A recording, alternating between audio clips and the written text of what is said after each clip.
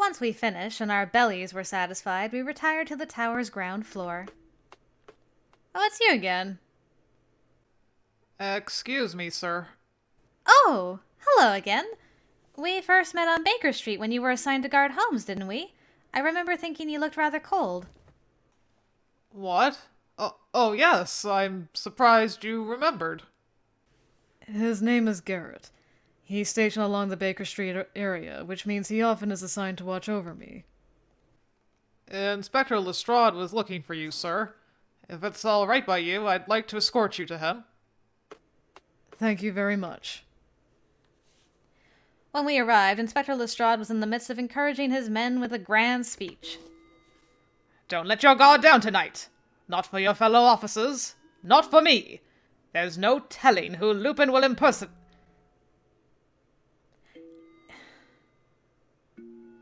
The timing is interesting. I'm like, is this Lupin? That would be a twist. I'd be amazed. I'd be like, man, all he needs is a hat and no glasses, and I can't tell it's him. Inspector Lestrade, I've brought Holmes to see you, sir. Good. I'm in your debt, Garrett. No, sir. It's always a pleasure to assist. Garrett cut himself short with a start. Mr. Holmes?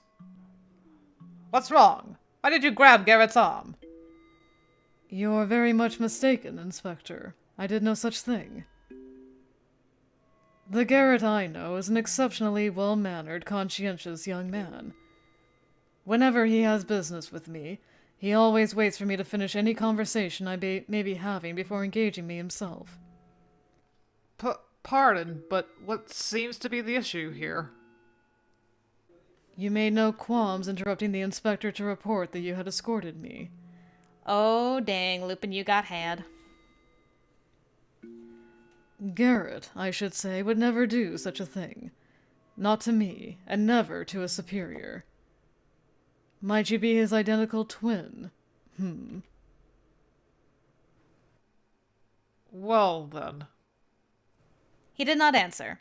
A well-bedewed temple sent a droplet flowing to the edge of his nose, the only proof of racked nerves from an otherwise composed man. As the drop fell to his bottom lip and clinged? He snared. What's that in his hand? Garrett? You'll have to forgive me then, detective. Garrett threw an object to the ground with a burst of motion. Ah! Oh! Where'd the smoke come from? Suddenly, the air around us was filled with white smoke, clouding our field of vision entirely. And it was not just the immediate vicinity that had become clouded, but the entire ground floor. We could hear the distant cries of officers panicking from all around. Go! Holmes! Are you all right? I could not see him, so I could only shout in hopes he would know it was me. Yes, nothing's wrong. What a relief! Where are you? Follow my voice. Take my hand. Hurry! Though I reached through the white gloom, I did not find him. I continued to sweep through until I felt my left hand being seized and pulled within. Please let it be you. Holmes! We're going after him. With me, Miss Whiteley. All right. I was dragged along, the jerked force nearly causing me to trip over myself a number of times. Why are we always finding ourselves in situations where there's smoke or fog and I can't see you? Watson, take care of the situation here. We're going after Lupin. What? Wait a second, Holmes! We fled the scene doubly so for me since Holmes tugged at my arm, with our destination being the first floor. Our field of vision only became clear upon ascending the staircase. That smoke was terribly thick. What was it? It's a smokescreen created using a titanium oxide pigment. Lupin has made use of one at least once before, netting a valuable gemstone in the process. Oh no! Then that was Lupin! We'll need to step up the pace to the top floor. He's surely well on his way. I'm right behind you! And thus we continued. I am so thrilled that he took her with him instead of Watson. Poor Watson, though. Oh, I can finally see again.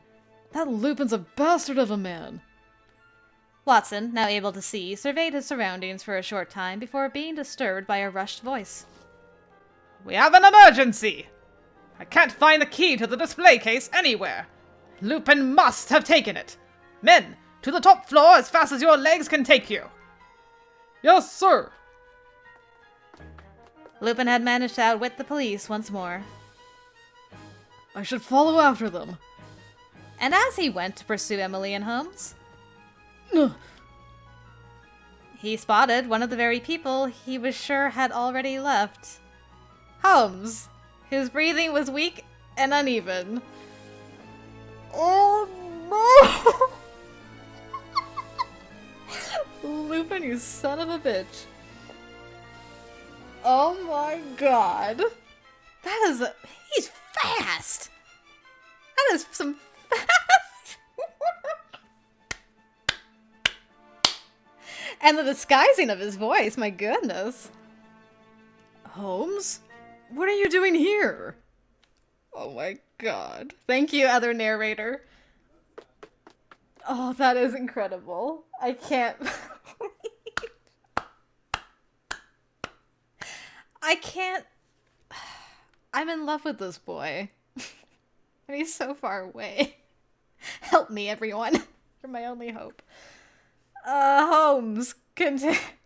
Alright, so I should have probably caught on to the fact that he chose Emily over Watson, but my heart was all aflutter with the hand-holding from earlier, so, you know. Rookie mistake. Holmes continued to lead the way until we reached our destination. We're finally here. Are you well, Miss Whiteley? Forgive me for pulling you along so quickly. I wasn't too rough, was I? No, I'm perfectly well, thank you. Am I being too sensitive? He's being unnaturally kind. We shan't dally a moment longer. Now, where could Lupin be hiding? My eyes were drawn to the transparent cabinet where Cullinan 5 to Cullinan 9 were displayed. It was a line of stunning sparkle and shimmer, and my eyes grew wider from awe to absorb the sight. So this here is Cullinan 7. Cullinan 7 was a delicate marquee-cut diamond set into a fine brooch. I think it's marquee, not marquee, marquee. Light refracted and dispersed with a clarity that was a privilege to witness up close. The room itself also seemed to hold a sacred, colorful glow due wholly to its guests. Inspector Lestrade should still be in possession of the key, so as long as it's locked, Lupin cannot open it. So where could he be? Miss Whiteley. Holmes took my hand once more. What is it, Holmes?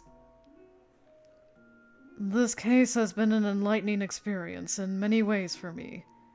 It's made me see my arrogance as one would see themselves in a mirror, as well as that I'm a mere child who cannot live up to his father's name.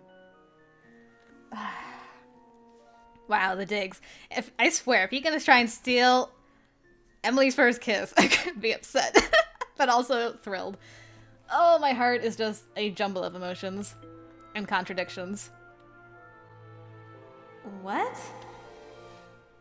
Through all my insecurities and ignorance, you never once left me. You stayed with me. Even now, you stand right here with me. Lupin is not a man who would relinquish victory to me without a fight. My loss could be around the corner, and you may very well find yourself in danger again. Knowing that, will you still trust me? I'm not sure how to respond, except to say, this isn't like you. This isn't like you, Holmes.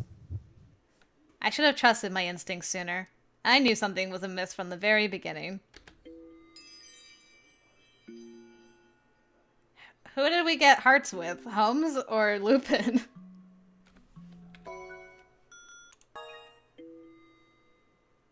Well, there's no ink in Lupin, so maybe it's a good thing. Holmes would never say something like that.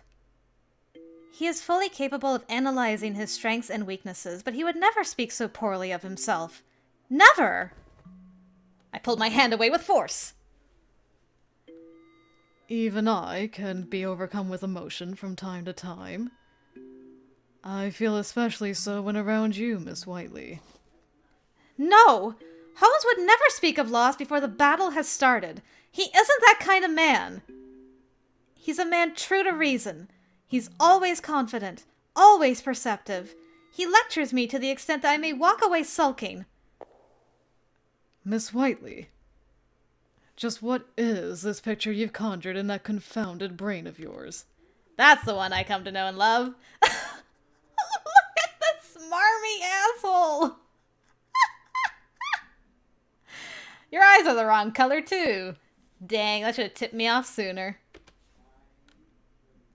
Holmes? Holmes was currently standing at the entrance and leaning on Watson for support. The deuce? Why are there two of you? Well, that was disappointingly quick. I expected you to be knocked out another 15 minutes or so. You're an extraordinary man to block the card I threw with all the smoke. I applaud you, Monsieur Holmes. Although, by the looks of it, you failed to achieve a clean getaway. Let's see now. You tried to block it and it grazed your hand. Spot on. If you're going to babble freely, do it with your own face. I can see it's working. You're doing your damnedest to pretend otherwise, but you cannot hide it from me. Bah, you're a truly unpleasant man. The Holmes supported by Watson struggled for breath. Oh no, have you been poisoned? To my side, Holmes smiled gaily. To Watson's side, Holmes battled through his poor physical state to manage a dark scowl. You can have this back! The weaker of the two made considerable effort to toss something at his twin. Voila! 'Tis I, Lupin! Ha ha ha! Well, aren't we a sweet boy? No! Lupin? What was thrown turned out to be a joker from a pack of playing cards. Oh, you. Lupin caught it deftly between his fingers. Did he use the smoke to disguise himself? Oh, and since I have an audience, Cullinan 7 is mine. The rumors of her beauty were true. Ugh. Lupin admired the brooch carelessly, spinning it about as if it were some child's toy before placing it in his pocket. The drug's paralytic effect hasn't worn off yet, I see. What drug? You ought to know when to call it quits instead of exposing your indignity to everyone like this. Can you even stand without assistance? Oh, but since you clearly did request it, I should think not. Lupin stood fully upright and smug, the very image of vanity obtained from victory. At the opposite end, Holmes seemed as if he would buckle if left on his own. His shoulders shuddered with disturbing urgency. How could you do this to him, Lupin? Mon Dieu!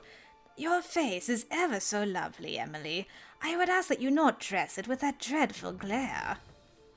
I should think my arrival was well within the realm of your expectations. It was. This wouldn't be half as fun for me if I weren't holding all the cards. What inspired you to rush here with so much pluck, my dear Holmes? The diamond? Or was it Emily? Every word from your mouth makes my blood boil. There's nowhere to run now, Lupin. From seemingly nowhere, police officers began to flood the room. I suppose. Your ranks are all very fine and large, Inspector, and I would be a fool to resist were I alone. But alas, you will soon notice that I am not. He put his fingers into his mouth and whistled. The next moment, a crowd of black shadows shattered the large window and overwhelmed the room like a dark cloud. Ah! What the devil? He's called ravens. Indeed he had. An entire flock of them had come at Lupin's behest. So we have two Disney princesses. I'm okay with this. They behaved as a loyal army would against the officers, swirling and diving and creating all the immediate chaos and destruction of a cyclone.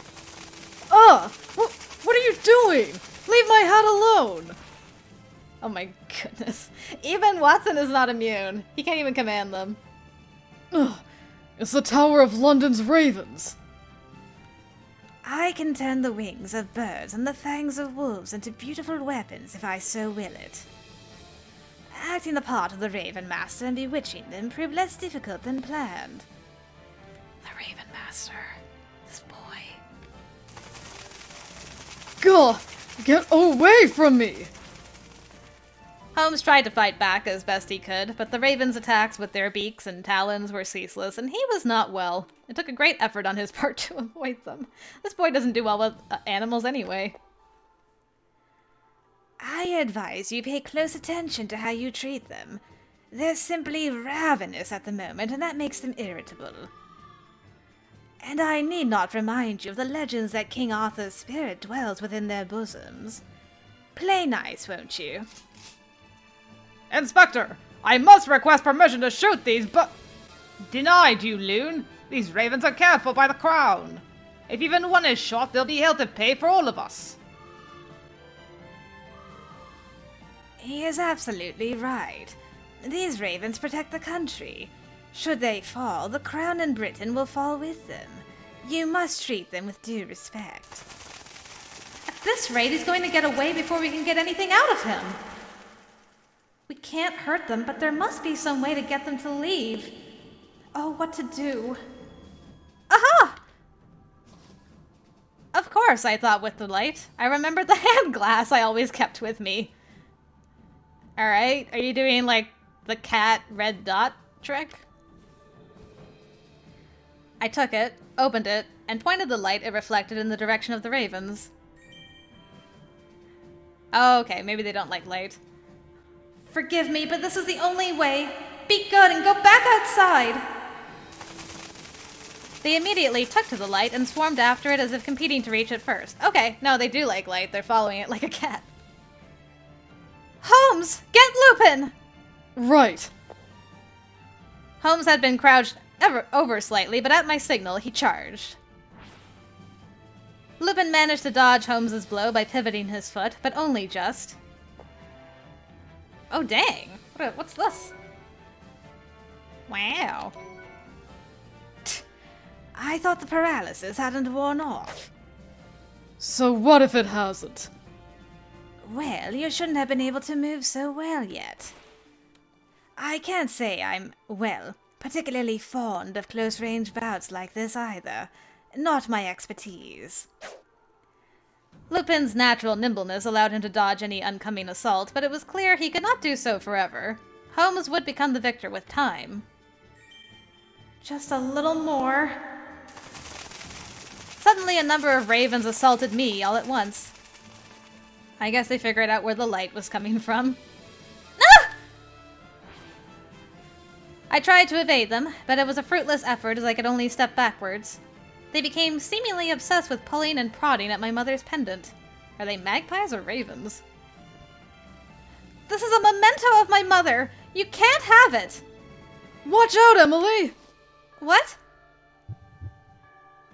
Watson called out to me, but it was too late. An unpleasant floating sensation had overtaken me. My stomach lurched before I could comprehend why I felt such a way. In my attempts to escape the ravens, I had misplaced one of my feet. And, just like that, I was being pulled backwards by gravity towards the great abyss below. This sounds like something that would happen to me. I'm going to fall! I'm falling! I'm falling! Miss Whiteley! My mind went blank. Instinct was all that could save me, and I thrust my hands out to cling to the curtain billowing in the wind beside me. Its fabric was the only thing that kept me alive. But humans were never made for this. I could feel my hands growing weak, my fingers growing stiff with pain. They were shaking with a severity that begged me to let go. Miss Whiteley! I'm coming now. No, Holmes! Forget me! Focus on Lupin! But... Oh dear. Perhaps I thought too highly of you, Monsieur Holmes. There is no beauty in a gentleman who chooses victory over a lady in need. Besides, even a moment's hesitation can cost you everything. Dang, even Lupin's got objection with throwing cards? Dude. Like so. Lupin grasped my arm, pulled me back to safety, and captured me in his arms in one swift motion. Ah!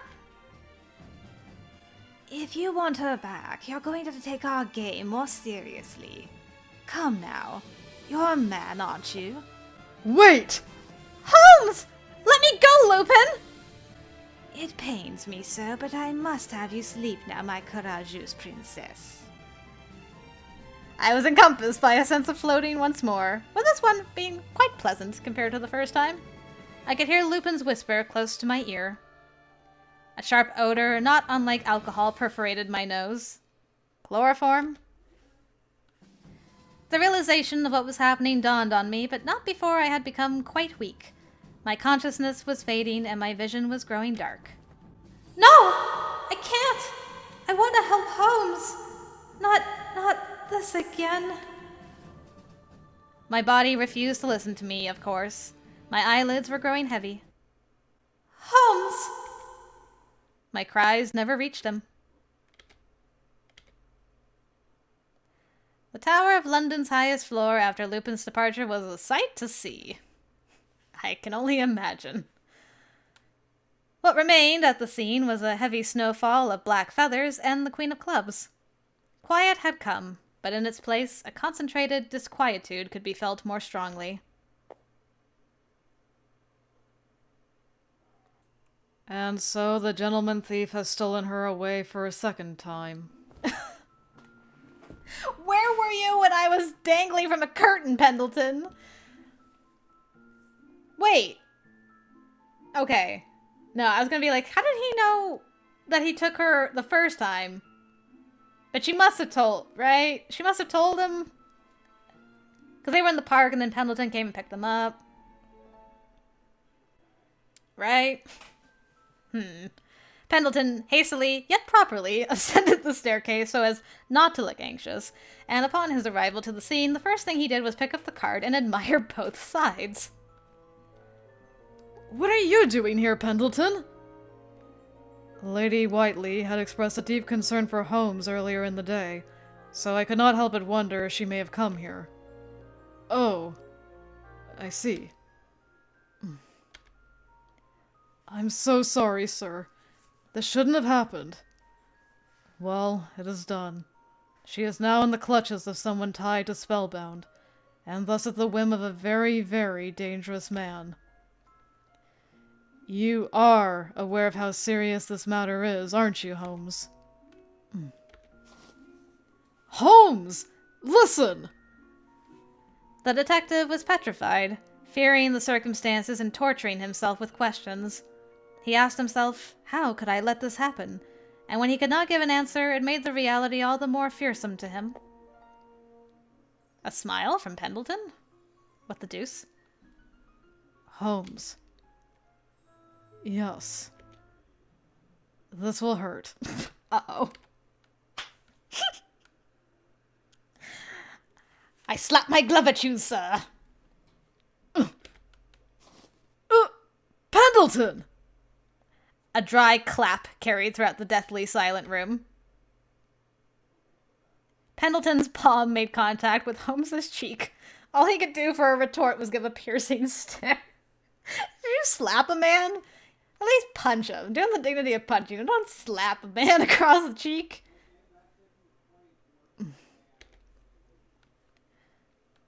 If something were to happen to her, do you understand what that would mean? I know. I know! Pride is an admirable quality, but that pride can bring about irreversible disaster at times if mishandled. This is one of those times! I'll admit that I bear partial responsibility. Upon seeing how much he desired to help you, I conceded to her strength of will and permitted her to act. But I now wonder if I was mistaken in my leniency. Pendleton's expression was calm, but his firmly clenched fists gave away that he was anything but. Having awareness of your weaknesses, knowing the things you lack, and accepting it all is a form of courage. Yet you doggedly work to keep every sign of weakness locked within. Weakness is a curse to you, and you strive to never expose that side of you to anyone. What misfortune that you have in the gift for disguising your imperfections. I'm sure you know that well. If you have time to stay here lamenting your own powerlessness, should you not focus on what you can do to rescue her? At the very least, that is what she would do.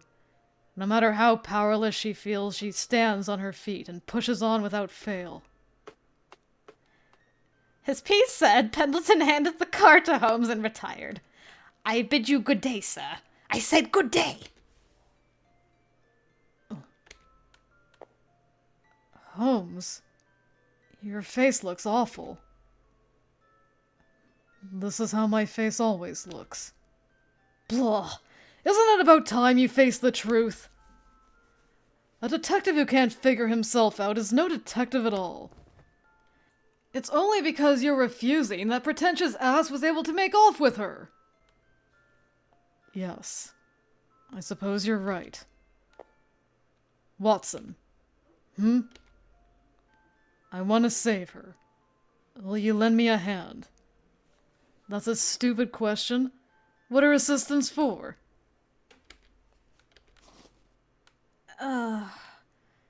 Where am I? What happened to me? I remember being abducted by Lupin, then... I awakened to find myself in an unfamiliar environment. We got teacups. The room itself was barren. No decor, no distinct color, no additional furnishings other than the bed I was on to be seen. The only thing of note was a single window set within one of its stone walls. I eased myself upwards from the bed. That revealed one positive in the situation. I was not bound. I can't afford to waste a single minute here. God, I need to escape! I see you're a princess, and I didn't even need to kiss you. Ah! What a fright!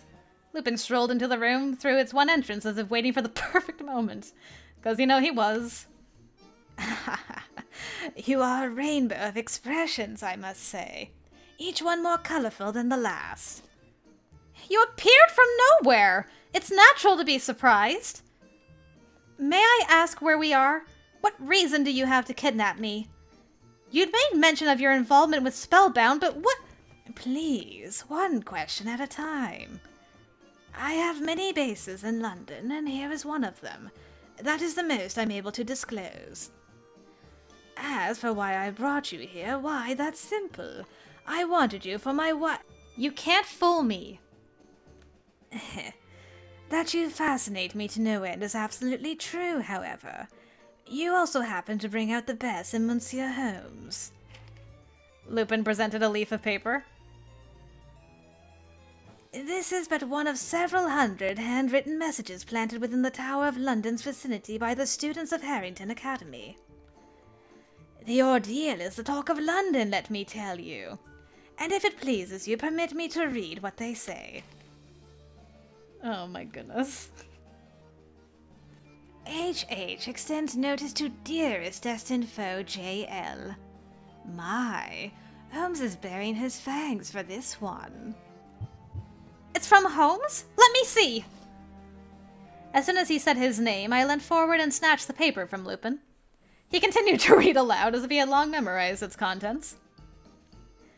Lady W. is too good for the likes of you, and as such you are to return her at once. I will be waiting on the Tower of London's highest point tonight at 9 o'clock. Wait! Goodness. He posted hundreds of these with our schoolmates in one night? And it's such a provocative notice. You must think it's very unlike him to do this. I have a confession, Emily. What I desire most with him is a beautiful, magnificent duel for the ages. I admit to some irritation during our last clash. He seemed unaware of my intentions. But oh, have times changed. The tone of this challenge suggests he's now seen he has something worth fighting for, although he's still not quite there. Oh no. You aren't luring him into a trap on Spellbound's orders, are you? The face Lupin returned was one of childish delight, down to the dancing of his fingers and the fidgeting of his posture as he shifted his weight from side to side. He could scarcely contain his excitement. Spellbound and I share a mutual interest, and so we work together. Nothing more, nothing less. I've done none of this because of them. The vast majority of the time I proceed purely of my own free will. Ah, by the way, the one who paid his grudges to Messrs. Holmes, Colonel Moran, is one of Spellbound's executives. Not at the top, mind you. There is another he must answer to. And that man is a queer one. Why, he falsified his own death, gravestone and all. People do such things? He does. I play my tricks on the public from time to time, but when I die, I will only go out once and for all with glory and a bed of roses. Since we're discussing him, he is currently focusing his efforts into recruiting members of the nobility, for their money, if that were not obvious. I simply cannot bring myself to like him, that arrogant personality, and his cologne is revolting. Ugh. Lupin grimaced in an exaggerated manner. I love anything that is beautiful. I have told you this before, yes? If I'm to ever put myself at risk, I want it to be in the name of beauty. I would risk every fiber of my being for beauty. But no matter the situation, even for beauty, I will never turn my back on a queen. That is my way, and I will violate it for nothing. What does that mean? It sounds as if he would never abandon a woman in need, but it's difficult to say with him. Could it be literal? Is he referring to Her Majesty? The only other brought to mind was the gentleman thief's celebrated hallmark, the queens he left at the scene of his crimes. Queens are between jacks and kings in a pack of cards. The Queen of Hearts faces to the left, whilst the Queen of Diamonds faces to the right. I continued to muse in concentrated silence. This, apparently, did not entertain Lupin enough, and in what must have been an act to sate his boredom, he leant closer and peered directly into my eyes. I want you to know more and more about me, Emily. Certainly, I cannot share everything with you. He smiled sadly for a moment, as if regretful of this. Well, it's not your route, so I understand. It tempts me, but I must refrain. If only you'd notice the very thing I want you to notice. To remain so oblivious is a sin, my dearest. Oh?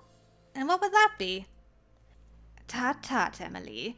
It's only when conscious of being loved by a man that a woman can blossom into the flower she was always meant to be. You're a detective. Must you fail to detect the feelings others have for you? What? What? I could never grow tired of watching you. You're never in the same state for long. You are vile! Please, when it comes to women, I am always sincere. Rest easy, Emily. There's nothing in this world that would bring me to hurt you. You have my word. Now, all I ask is that you sit here in comfort until tonight's duel is finished. Be good for me. Please. He exited the room, and I could hear the click of the door being locked, trapping me inside. His footsteps then grew softer and softer. I cannot sit here. I cannot let Lupin have his way. He says he wishes to fight Holmes of his own will, not because of Spellbound. But so long as I'm here, he will worry. To think of staying here instead of trying to lighten his burdens is ludicrous. I need to get out of here!